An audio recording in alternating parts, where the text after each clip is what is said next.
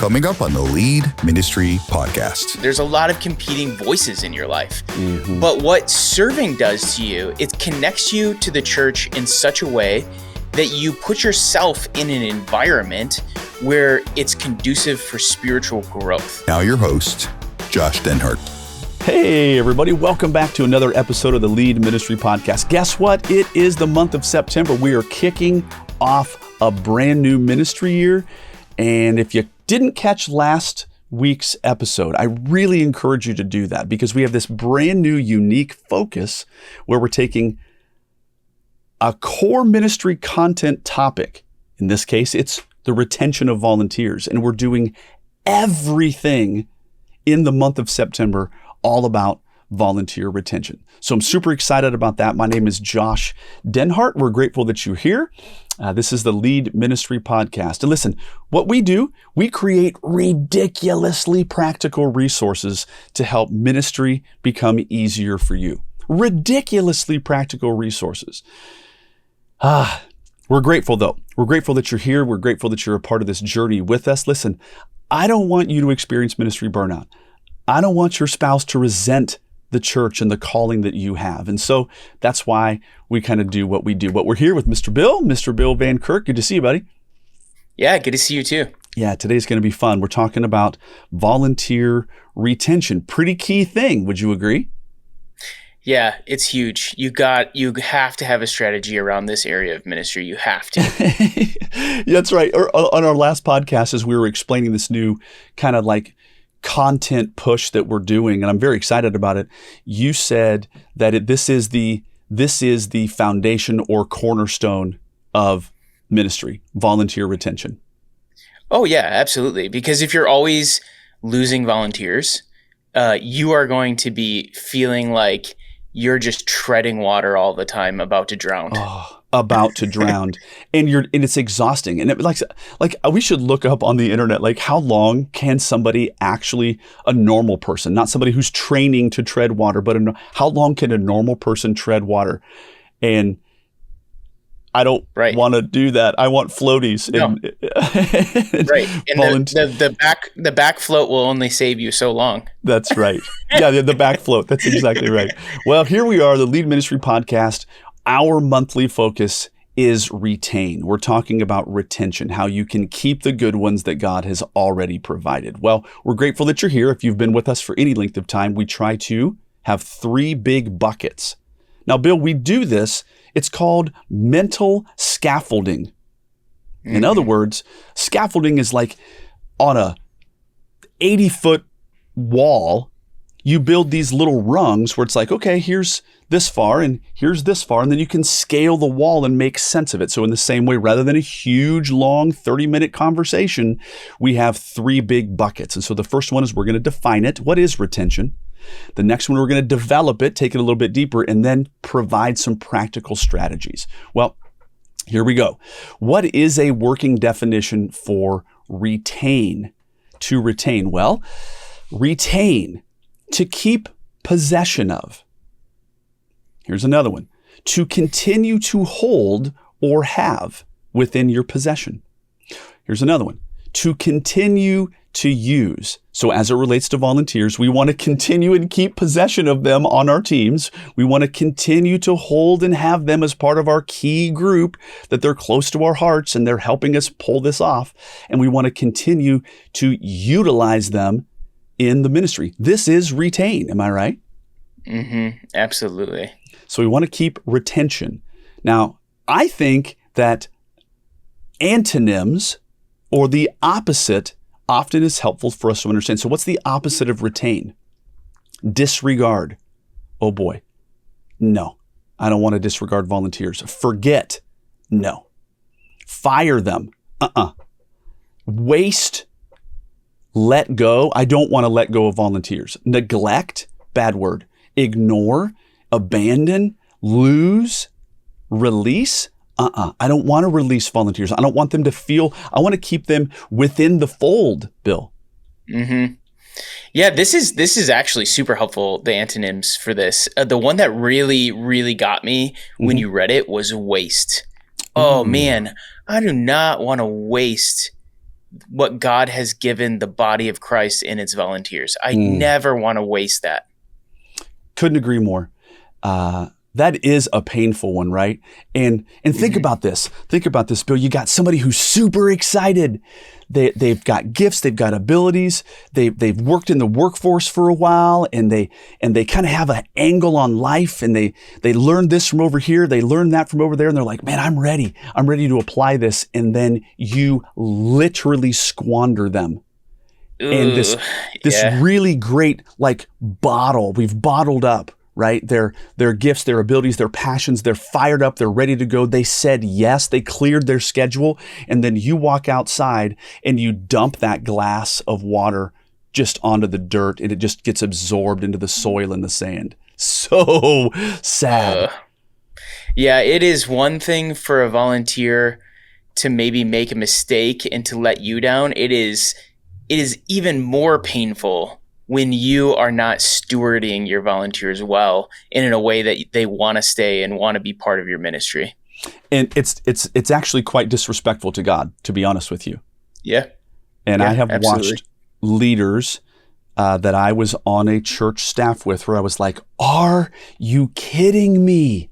You are literally disregarding and wasting this person. And now here's the worst part. Because they had a bad experience on your team, they're not going to be as ready to serve on my team. Right. Absolutely. Yeah. You might affect somebody's entire trajectory of involvement in the church in the way you handle your volunteers. Don't have your ministry be the meat grinder for your volunteers. Yeah. And chew them up and spit them out, Bill. I couldn't agree more. Well, let's move to the second bucket. We defined it. Retention, and now we're going to develop it a little bit deeper. Why? Why must we retain volunteers? Why is this so critical? Well, number one, serving builds disciples. And I believe this with all of my heart. Now, serving builds disciples. Those who serve, they will typically grow deeper relationships in the church. In other words, if you enlist someone to volunteer with you, they're probably going to make friends with the other people that they're serving with. Yes. It's a big piece to it.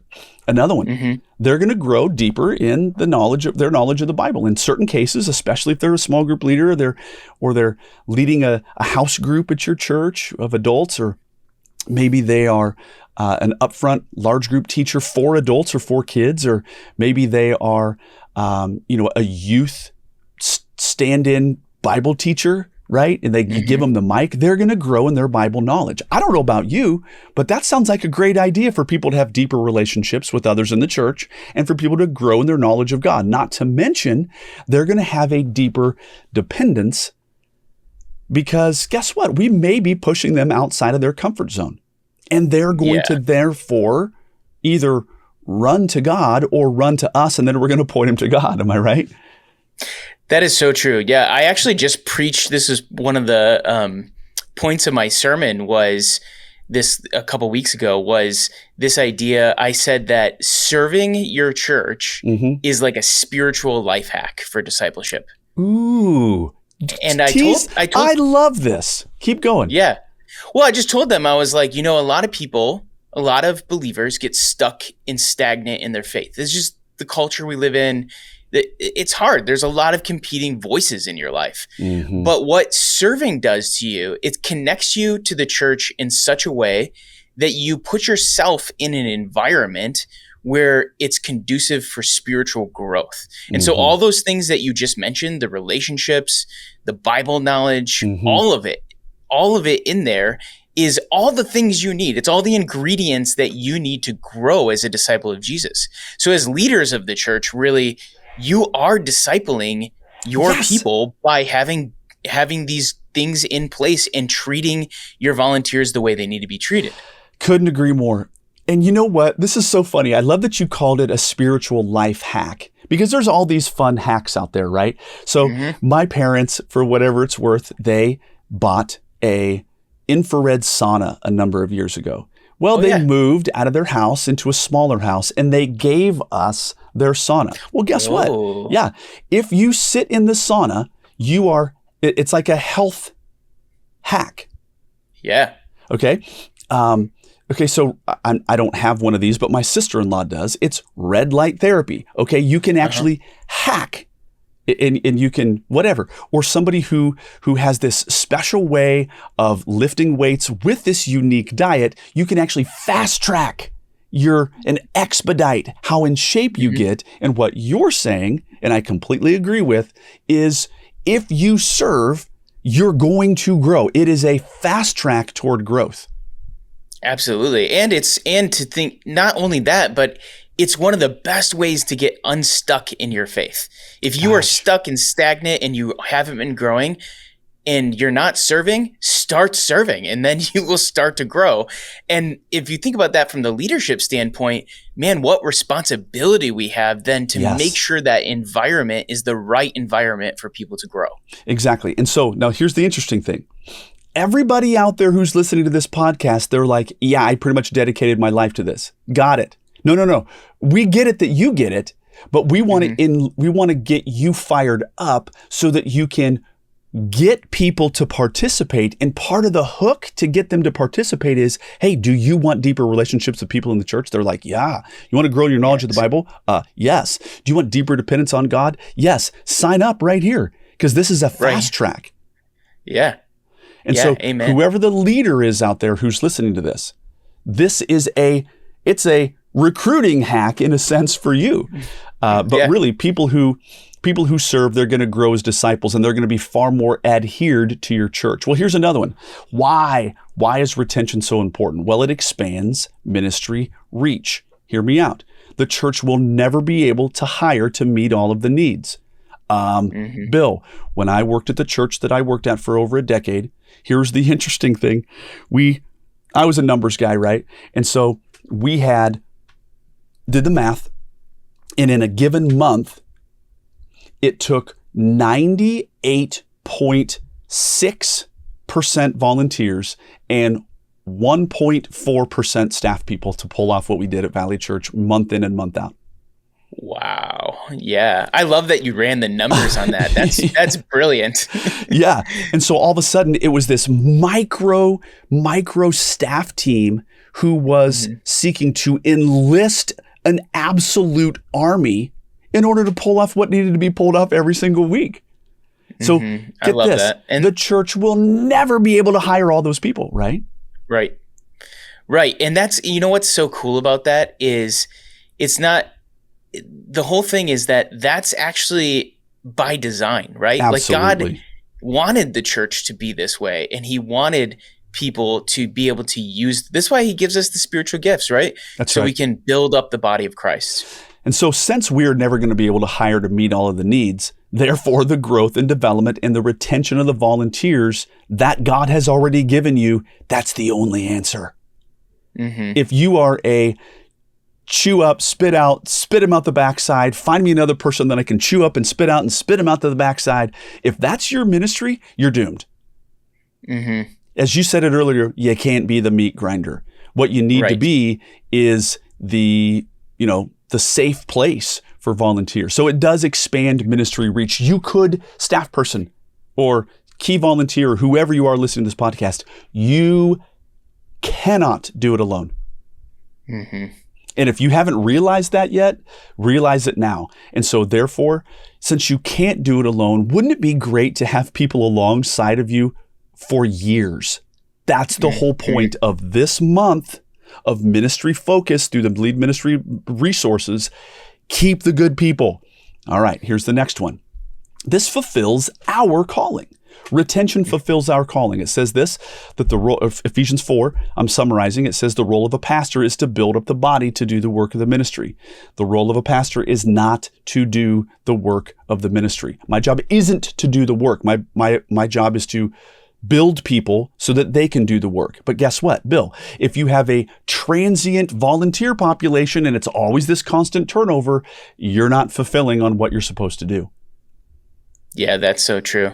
I call this like hard lesson 101 for ministry because so many people get into ministry because they love doing ministry. And at some point you have to realize that your job as the leader is not to do all the ministry. Your job is to build up the body of Christ in such a way that you allow them to do the ministry with you. Yes. It's so funny as you were saying this, Bill. What it comes down to is you love the ministry. Your job is to get others to love the ministry. Yes. Amen. Yep. That's exactly it. And, my job isn't to do the work of the ministry. My job is to do all of the behind the scenes work. So when that person shows up, they have a home run. I am nothing but a home run derby creator. You know what I mean? Right. Absolutely. You're the guy in the home run derby who's behind the little pitcher fence thing, and you're just lobbing in, these great balls to hit, essentially. Yeah. Okay, another way to look at this, by the way, once you hit a really good baseball, you're like, dude, I feel like I'm in the majors, okay? Yes. Here's another way to look at this. I am the farmer who stocks the pond with 3-pound to 5-pound bass, and then I bring somebody over who's never fished before, and I hand them a pole, and I go for it. Here it comes. And they I even put the worm on for them, and they throw it on, and they land this huge fish, and they're like, I want to do this for the rest of my life. Bingo! Yeah, that's a great picture of ministry. I love that. Right? So then it's my job to stock the pond.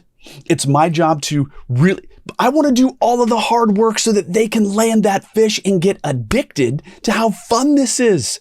Listen, if you're listening to this podcast, you already get that it's fun. That's why you stood in this line. That's why you have this career. Our job is to get other people fired up about ministry. You're already fired up. Don't be a ball hog. Give somebody else the ball. Okay, I'm on fire now.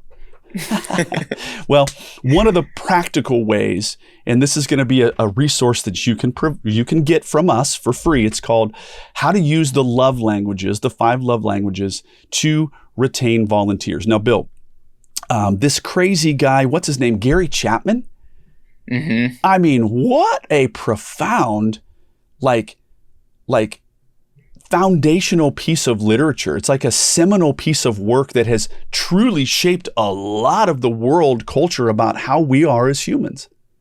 Oh yeah, it's helped me personally even in my marriage, man. I was trying to communicate love in all the wrong ways before. It's like, what? Why aren't you satisfied? I did all this work for you. Well, I'm not an acts of service person. Yeah, so that's so funny. It's so funny. And so then in the same way, we can't be speaking French to our Spanish speaking volunteers. You're like, why do they have this glazed over look? Because you're not speaking their language, buddy. And so in the same way, we need to learn the love languages of our volunteers. In the lead ministry, like vault of resources, okay, we have a whole bunch of surveys and a whole bunch of strategies by which you can find out the love languages of your volunteers. Well, once you've found those out, then you can employ speaking that particular language to that particular person. So the first one, words of affirmation. By the way, this is mine, Bill. What's yours? Yeah, I really like words of affirmation. I think my other one is, this is always the embarrassing one, physical touch. Yes. As a Christian guy, you're like, hey, touch my back. Exactly. Side hug. Give me a quick side hug. Would you give me a high five? No, yes, but it's really an attaboy, and we'll get to that in a minute. Well, let's talk about these words of affirmation. Here's the deal. These volunteers are moved by what you say. And so why it works? Well, words shape their sense of value. And so I, as the leader, if I know that that's their language, I can actually speak into that and literally watch them come alive. Now, this one right here, I'm telling you, this one resonates deeply with me. And all I really want for my wife is an attaboy. That's really all I want. Yeah. It's like, Josh, you really do a good job. Oh, I'm like a puppy. Can you say it again? I love that. Yes, it's so true. But there are some volunteers out there who it would literally make their day, and they would stay with you for years if you just knew that this would be important to them. Okay, so do this. Give specific, not generic, good jobs. Just a regular good job won't cut it. Hey, great job. No. Hey, when you did this, that really made a difference because. Yes, I love that. I love the particular the particular nature of doing it that way. And Yes. this is something that as a leader, you can develop by practicing it. Like it might take you a while to get into the rhythm of Yes. thinking this way and doing it this way. But once you get it, the people who respond well to words of affirmation, you will light up their life saying these words to them. You will absolutely light up their life. There is no question about that at all. So again, being super, super specific, giving them just a regular generic, good job. Hey, everybody, good job. Hey, Bill, good job. No, hey, Bill, you crushed it in this exact way. And here's how that made a difference. Now, watch this. An example. Quote, the way you welcomed that new family today made them feel right at home. You, Connie, have a gift for putting people at ease. And all of a sudden, like she's now floating about 4 inches off the ground and her cup has been filled. And so guess what? Also, Connie will then know, I'm going to do that again. Because people move toward the applause. And she's like, oh, wow. So that was good. Listen, Bill, people don't understand that they have superpowers. Yes. I think that I'm just a normal guy until somebody else comes along and is like, dude, you're a freak and you're super powered in this one way. And I'm like, oh, well, Connie, she may not realize. Yeah, it's like, oh, I just thought this was normal. Well, Connie, she may not realize that she has a superpower for making people feel at ease. And when I call that out, she's like, oh my, well, who doesn't do that? Not everybody does that. Look at Sally over there. We don't put her in your role because she has a stress face. Whenever she puts people on edge. Right. Absolutely. You put people at ease. Yeah. Yeah. One of the concepts that I love that we've talked about before is this is actually, I mean, words of affirmation, but the other ones too is this is how you pay volunteers. Like this is one of the ways you actually compensate them in real tangible ways in their life, because you're building confidence in them for them to express their gifts that God has given them to build up the body of Christ. Man, these 5 things we're talking about today, this is a form of compensation. This is emotional and spiritual compensation. That's such a good word, Bill. Okay, so we got words of affirmation. Make sure that you know who's who in your ministry. Do a quick survey. We've got some resources for that. But now it's acts of service.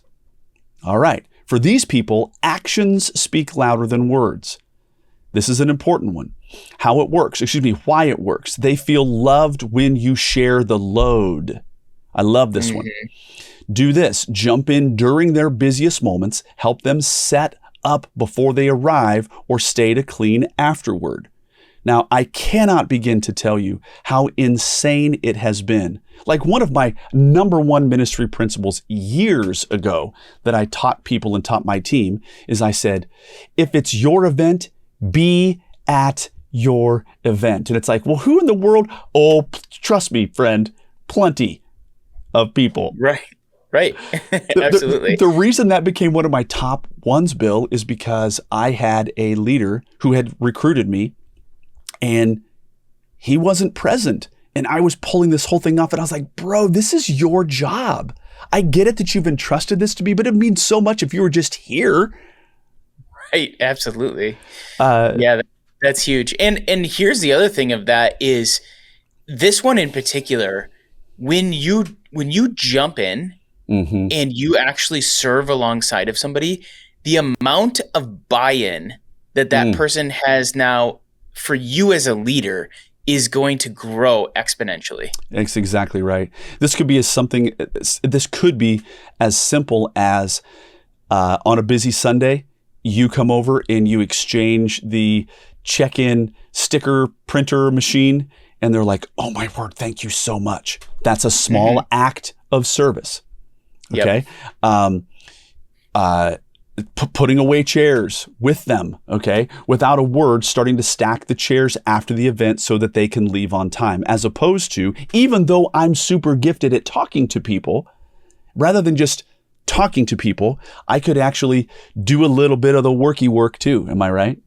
Yeah, absolutely. Makes all the difference. Okay, another one, receiving gifts. Now this is a special one. And I think this is one that I have seen some ministry leaders do a good job at. The funny thing is that I am not a gifts guy. I do not care. So when somebody would like try to thank me by giving me a candy bar, well, guess what? You don't realize I have hypoglycemia. I can't actually eat candy, but would have been helpful if you'd have known me, but whatever. But right. So it's not about the price. It's about the thought. Okay. So certain people are gifts people. Now here's why it works. I see you when you're not in the room. That is key. In other words, I thought of you at another time. I went out and bought something because I have been taking notes on you, and I know that you would like this, so I got it. They're like, oh my word. And now they're floating 4 inches off the ground. Right. And it really isn't about, usually for gifts people, it is not about the physical gift. You're right. It really isn't. It is about, I know you enough to get something that you would like. And that says all they need to hear about how you feel about them. Yes. It says, I know you. It says, I thought of you outside of this service time. So you exist in my mind other than a widget. Yes. Here it is. Do this. Listen for clues. Maybe it's a favorite drink. Maybe it's a snack. Maybe it's a special author that they like, and you just go get them that book. Now, Bill, this was a crazy thing back in the day. It was a Wednesday night. One of my associates, his name was Andy. He was awesome. He was a sponge, and we were learning all of these things together and putting these things into practice. And he showed up, and he had a bucket of ice with a 6-pack of 16-ounce diet cherry caffeine-free Dr. Pepper. Now, that's pretty darn that's pretty specific, right? It is, yeah. I was like, okay. Yeah. And I said, what's that? Well, you have a 6-pack, and why is it on ice? And he goes, oh, well, this dude who serves with me in the 5th and 6th grade ministry, every single week he shows up with a diet cherry caffeine-free Dr. Pepper. And he said, so I thought that I would surprise him and beat him to the punch and bring him 6 of them. And I was like, you're the man. Yes, that's amazing. Number one, it's noticing. Number two, it's thinking of somebody when they're not there and doing something special for them. I just thought that was awesome. So here's an example. Drop their favorite coffee on their desk at their work. So you're leaving your job, you're going and getting coffee, you know where they work, you show up to their work with coffee, or you go to their home with a sticky note and it says, fueling more than just your morning. You fuel our ministry. And so, little cheeky, no, it's fine. It's okay to be a little, cheesy. It's okay, right? Yeah, absolutely. So one time, Bill, what we did is somebody pinch hit for us. They walked into the 3rd and 4th grade room and they're like, holy smokes, there is a ton of kids and there are very few leaders here. And they said, hey, would you need us to stick around today? We're like, yes. And so then we went upstairs and we had all these pre-made. It was gourmet popcorn, like microwave popcorn. You can get crappy popcorn, but this is good popcorn, right? This is expensive, good popcorn. And then we had a note on there that says, thank you so much for popping in and saving the day. So we had those on hold, waiting in the wings for when somebody did something like that we could gift them. Now, was it that person's love language? Don't know, but it was sure nice of them to do that, right? Yeah, that's awesome. All right. Quality time. This is my wife, and they feel valued when they have your undivided attention. Oh, my word. Can you throw the phone away from us, please? Yes. They feel valued when you have their undivided attention. Why it works? Time is the rarest resource. It gives and shows honor. Another one. Do this. Take them to coffee with no agenda but connection. And leave your phone in the car, right? And then you're asking good, which by the way, I've had a couple of leaders over the years be like, oh my word, I know that's a great idea, but what would we talk about? Okay, well, I've got 326 different questions inside of the Lead Ministry resources that you could effectively host or take them out to coffee and not be like stressed about what you're going to say. Am I right? Yeah, absolutely. Here's an example. Spend the first 10 minutes of a meeting just talking about life, before any church logistics, and legitimately look them in the eye and listen. Wouldn't be bad. Quality time. Okay, the last one, Bill, physical touch. In ministry, it's all about appropriate affirming gestures. So how it works, why it works, a physical affirmation creates an instantaneous connection. Now you got to read the room. You got to read your people. You got to realize this person is prickly and they don't like to have a side hug. So stinking back off, ding dong. Yeah, use discernment. Use discernment. But there are some people that just really blesses them. And so coming up and putting an arm on their shoulder and going, hey man, you're awesome. How's it going? What's going on? Or a high five or a handshake. Those are important things. Do this. Offer a handshake, a high five, or a pat on the shoulder just at the right moment. You need to be discerning. And I, by the way, Bill, I've known people who definitely did not have the gift of discernment. And they were like, okay, so check box now, reach out awkwardly, put hand on shoulder. It's like, bro. No, you just failed. You just you extracted from their love language bank account. Okay. But right. Here's an example. After pulling off something amazing, meet them with a high five and a we did it kind of smile, right? Mm-hmm. This is good stuff. So being the physical touch guy, give me a quick example for you, Bill, that would be something that would be a win or that somebody has done for you that has been a blessing to you. Yeah, I mean, I think it's kind of like a physical acknowledgement, maybe. Mm-hmm, and I think it can be, honestly, for me, it can be as simple as like a high five or nugs, and just like, hey, good job today or whatever, or something like that. Because the interesting thing is there is a physical connection that just took place. A high five or a firm handshake, those things actually matter. Well, gang, here's the deal. We're talking this entire month about retaining volunteers. You got to get this one down. But it comes down to you learning about your volunteers and learning about their love languages. Hey, listen, for those of you who are members of the Lead Ministry ecosystem, we got a lot of great things, including some downloadable resources about this very podcast. So stick around. You can log in if you're a member, and you can have all kinds of exceptional and great resources. Bill, we're grateful that you're here, buddy. We're grateful that everybody else was listening, and we will catch you guys on the next one. And that's a wrap for today's episode of Lead Ministry Podcast. Don't forget to subscribe and leave us a review. Make sure to follow us on Facebook and Instagram, and visit leadvolunteers.com for more episodes and resources. Thanks for listening.